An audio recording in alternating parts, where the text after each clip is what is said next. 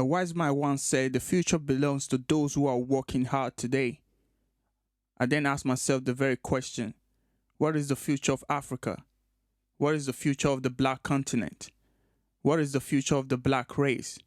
My name is Efosa Osaro. I'm the author of Osaro Theory, and you are listening to Osaro Theory Podcast.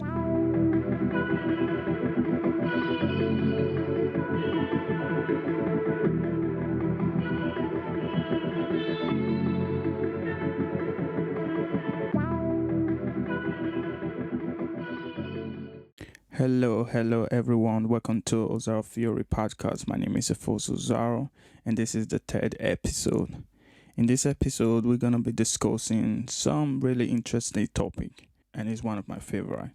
So, for over the years, I've been wondering and thinking about certain attributes and traits that black people tend to possess, and more often we see in the playing field than other races. But I never really got to answer those questions because there's no a research paper to answer those questions, and there hasn't been any book published to answer those questions. I've always been curious to want to know, why is it that black people are so good in sport? Because when you go to the United States of America, about 98% of the athletes are blacks, African Americans. And when you look at the global athletes or sportmen, you see that about 65% are Africans. And they have demonstrated their capacity in that area, their skills and their ability to dominate these areas of sport. So over the years, I've been wondering and thinking about, what is it that makes black people so special about sport, and that other races like the Chinese or the Indians or even the Europeans cannot they cannot reach the level of success that black people or Africans have achieved in sport and entertainment. I read a book called Taboo: Why Black Dominate Sport and Why We're Afraid to Talk About It. I think that was written by an American writer and consultant called John Anston. He posited that African people have an advantage in genetics that makes them stronger in areas of sport compared to their non-black competitors. He suggested that Africans, because of the physical features, this help them to run faster in sports, makes them quicker and makes them stronger. So this book was very controversial, of course. A topic of this kind always stir up a lot of controversy. There were a lot of criticism, and people weren't very happy to hear what he had to say about that. And especially when a particular topic of this kind, when it relates directly to race and African people and African Americans, some liberal or white, pro-white, I don't know, they weren't really happy about that. So about his book. And so some of the review I read about the book was really fascinating to see that, though he posited that due to genetics, Africans are dominant in areas of sport because of they have a stronger bone, they have a thinner muscle and faster, they have a lot of energy. So according to him, it's like Africans have a higher testosterone than Europeans and Asian, which didn't go down well with white people. But anyway, I want to read to you guys some of the review from his book that made me question, if a white American writer publish a book about how black people dominate sports, why are we scared to talk about it? That means there must be evidence within a psychological field that understand that there is a biological and genetic differences between Africans and Europeans and Asia. These differences, how can we explain it? That's when it becomes a taboo, like John Einstein wrote. It become a taboo. How do we explain these differences? And I want to quickly read some of the review from his book, and I'll come back to that topic. I think one of the most interesting feedback from this book, right? John Einstein's book, Why Black Dominates Sports. So let me quickly just read that to you. A former Israeli Olympic athlete, Gildan Ariel. Here's what he said in the review page of this book. He said, I know that American system is very sensitive to statement of blacks and white, but you can't defy science. You can't just say that day is night and night is day. These are facts. And I think it's to the advantage of black athletes to be proud that God was on their side. He said, this is science. We can't defy science. Right? We cannot say black is white and white is black. We can't say that. It said it thinks that blacks have an advantage in the areas of sport because God was on our side. This was one of the most fascinating review of the book I read, and on a serious note, is it true that God was really on the black side? Is it true that black people have an advantage in areas of sport? Right? Is it true that black people dominate because due to their genetic superiority? This has been a controversial topic for many decades.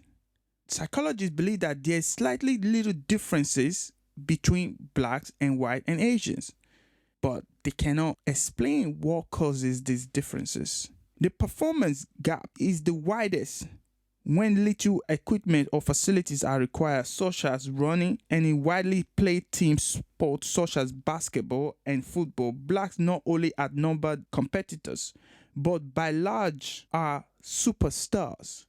When you go to America, what you find is that most black people are superstars.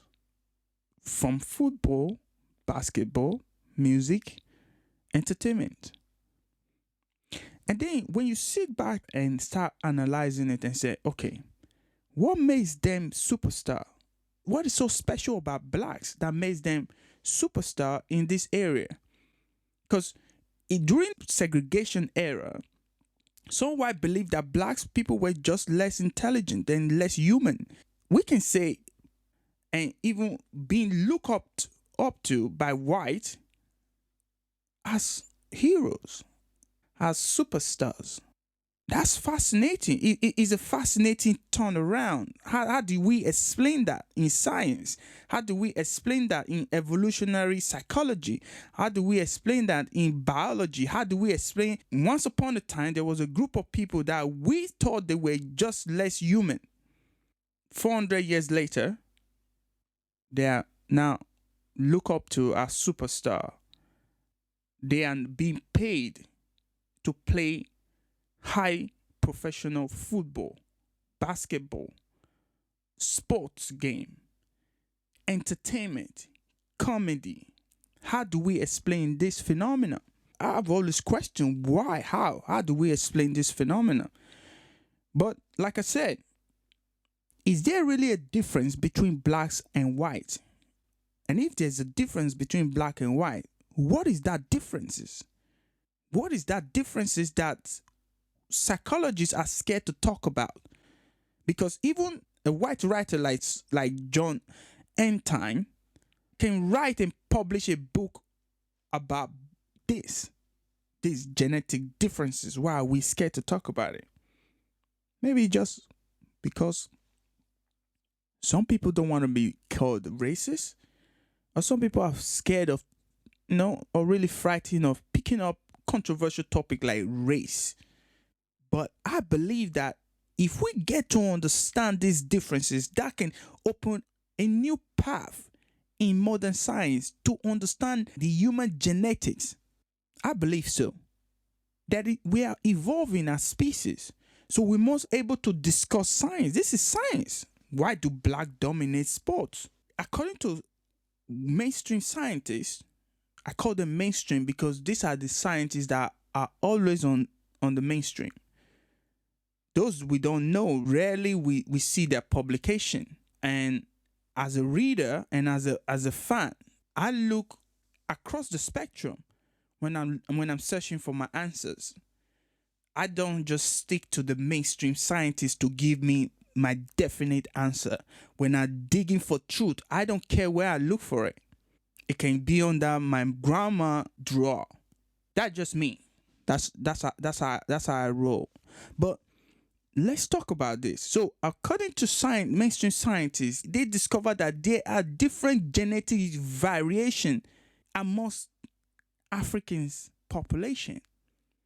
When I say Africans, I'm not talking about the North Africa, like places like Morocco, Tunisia, Egypt. No, not those places.